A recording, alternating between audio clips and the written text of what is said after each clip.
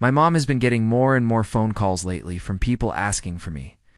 I do not know why, because I have unspoken to anyone in my life since I was 14, and it's not like I have any family left.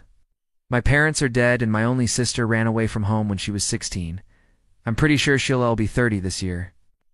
But still, every time my mom gets one of these calls, she says that the caller is asking for me by name and that they sound desperate. When I was 14, I did have friends. I remember that there were 4 of us. I'll call them Alex, Billy, Charlie, and Daniel. It's not their real names, but it's the closest I can remember. I also remember that we used to hang out at this specific abandoned house. We would jump over the walls and play hide-and-seek inside the building. We called it our secret base. That house has since been demolished and replaced with a parking lot. But I do remember that there was an attic in that house. We all used to go up there to get away from the others, or just to chill out. There was no furniture or anything, just wood paneling around the walls and floorboards creaking under your feet. I remember it was dusty, and we would cough a lot. Now that I think about it, I don't really remember leaving that house ever. I remember sleeping there overnight and waking up in the morning and the sun shining through some hole in the roof.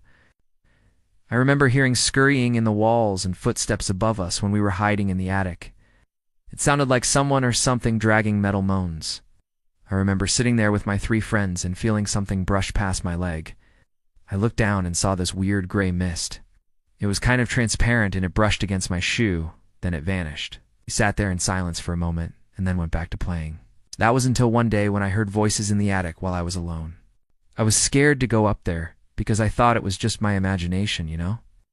But then I started to hear footsteps again and I got curious. I went up the ladder, and I remember it vividly even now. I was so nervous that my heart was beating loud enough for me to hear it over the sounds in the attic. When I turned the light on, it revealed nothing. The attic was empty except for the wooden beams and dusty floorboards. I remember walking over to the corner and seeing what looked like a pair of eyes staring at me. I spun around, tripping over my own feet, and running down the ladder as fast as I could. I never went back into that attic after that, but I kept going to the house with my friends. I told them what I had seen, but they didn't believe me. They said I was making stuff up because I had watched too many horror movies. I dropped the subject, and we continued playing. That was until the last time I ever went to that house. I was playing hide-and-seek with my friends, and I decided to hide in the attic. I climbed up the ladder and went into the dusty space. I walked around and found a spot between some boxes where I could hide. I stayed quiet and waited for them to find me. I remember that the attic was filled with shadows and dust motes dancing in the faint light, coming through the cracks in the roof. I felt a cold breeze on my neck and I shivered. I was waiting for my friends to start screaming, "Found you," and come rushing up the ladder. But instead, I heard something scratching at the door. I listened intently and heard the sound of heavy footsteps coming closer. I couldn't see anything in the dim light, but I could feel its presence getting closer. I started to panic and wanted to run away, but my feet were frozen to the floor. I tried to scream for help, but my voice wouldn't come out. I was paralyzed with fear. Then I saw a pair of glowing red eyes in the darkness. I screamed at the top of my lungs as the creature lunged at me. I don't know what it was. All I remember is that it smelled like rotting meat and old books. I tried to run, but it was too late. It grabbed onto my leg and pulled me down. I felt searing pain as its claws dug into my flesh. I screamed for help, but no one came. My friends were gone.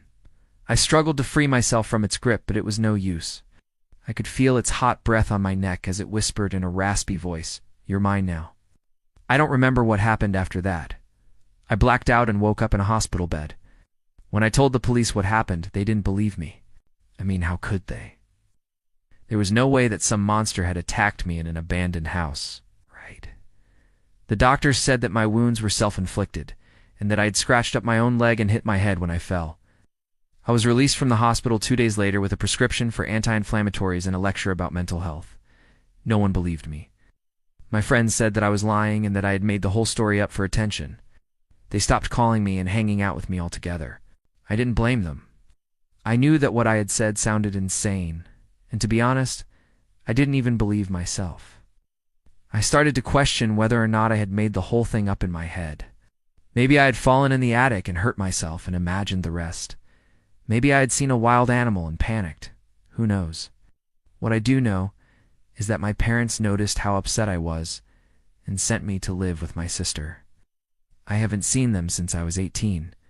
I am 27 now and living in a small apartment by myself. The thing is that recently I've been having nightmares about that attic. I dream about being chased by the same creature through dark hallways and across rooftops. When I wake up, I have these scratches on my arms and neck. I don't know if I'm going crazy or what's happening to me. And now I've started getting these phone calls. People have been calling me asking for help, saying that they're looking for me. They say that they've been searching for years and begging me to meet up.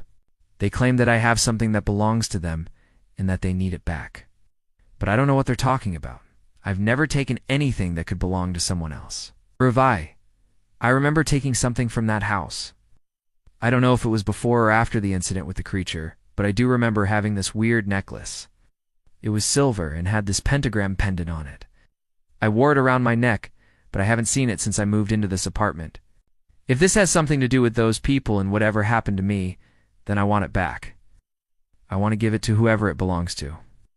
I don't want whatever it is that's going on to keep happening. The problem is I don't know where to look or what to do. I'm scared to go back to that house because I'm afraid of what might still be up there. I'm afraid that it's still waiting for me in the attic. I should probably just tell someone, right? Tell the police or a paranormal investigator or something? I don't know. What do you think I should do? Okay, well, first things first, Op. You need to get rid of that necklace.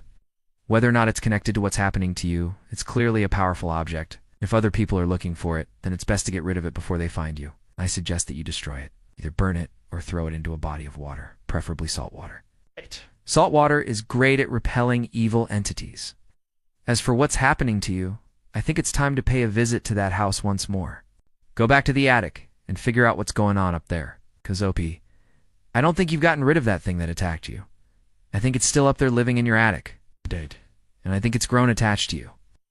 I mean, it even kept you as a pet, almost like a cat or a dog.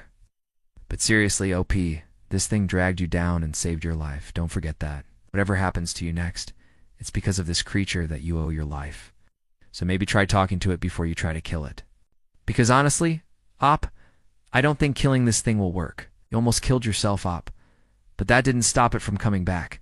So you need a different strategy. Well, Op, I hope you leave that house alive. Stay safe out there, I guess. Horror fans,